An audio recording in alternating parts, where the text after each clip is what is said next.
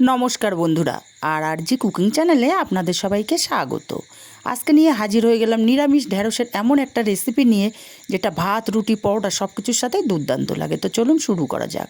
এখানে ঢ্যাঁড়সগুলোকে ধুয়ে বড় ঢ্যাঁড়সগুলো দু টুকরো করে কেটেছি, ছোটোগুলোকে গোটাই রেখেছি, আর আলুগুলোকে একটু লম্বা লম্বা মোটা মোটা করে কেটে নিয়েছি।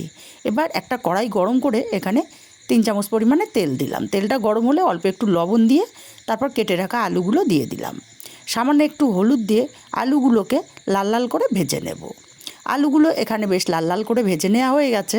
এখন এখানে ঢ্যাঁড়সগুলোকে দিয়ে দেব। ঢ্যাঁড়সগুলোকে দিয়েও ঢ্যাঁড়স আর আলুগুলোকে ভেজে নিতে হবে।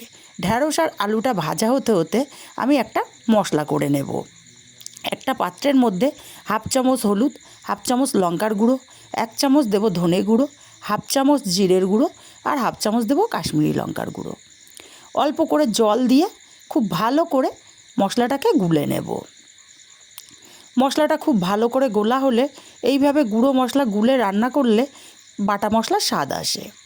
এদিকে মশলাটা গুলে নিয়ে এক সাইডে রেখে দিয়েছে। ঢ্যাঁড়স আলুগুলোও ভাজা হয়ে গেছে।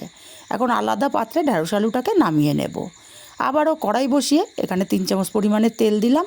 তেলটা গরম হলে একটা শুকনো লঙ্কা ছিঁড়ে দিলাম আর 1/2 চামচ গোটা জিরে দিয়েছি। ফোড়নটা একটু ভাজা ভাজা হলে 1 চামচ বেসন এখানে দিয়ে দিলাম। বেসনটাকে একদম লো ফ্লেমে ভেজে নিয়েছি। বেসন ভাজার সুন্দর গন্ধ বেরিয়ে গেছে। এখন গুলে রাখা মশলাটা দিয়ে দিলাম। মশলার বাটিটা ধুয়ে অল্প জল দিয়ে দিলাম। আর খেয়াল রাখতে হবে বেসনটা যেন পুড়ে না যায়। বেসনটা পুড়ে গেলে তরকারির স্বাদ একদম বাজে হয়ে যাবে। মশলাটাকে কষিয়ে নিয়েছি। মশলা থেকে তেল ছেড়ে দিলে এখানে 1/2 চামচ পরিমাণে আদা বাটা দিয়ে আদা বাটাটাকেও 2 মিনিট কষিয়ে নিয়েছি। এখন এখানে দিয়ে দেব কয়েকটা চেরা কাঁচা লঙ্কা। চেরা কাঁচা লঙ্কাটাকে দিয়েও আরও মিনিট খানিক মশলাটাকে এইভাবে কষিয়ে নিয়েছি। এখন এখানে দিয়ে দেবো ভেজে রাখা ঢ্যাঁড়স আর আলু। স্বাদ মতো লবণ দিয়ে ঢ্যাঁড়স আর আলুটাকে মশলার সাথে মিনিট 2-3 সময় নিয়ে কষিয়ে নেব। মিনিট 2 কষিয়ে নেওয়ার পর এখানে দিয়ে দেব পরিমাণ মতো জল। জলটাকে দিয়ে খুব ভালো করে নাড়াচাড়া করে মিশিয়ে দেব। খুব ভালো করে নাড়াচাড়া করে মিশিয়ে দেওয়ার পর ঢাকা দিয়ে আমি এইভাবে 5 মিনিট রান্না করে নেব। 5 মিনিট পর ঢাকাটা খুলে নিলাম।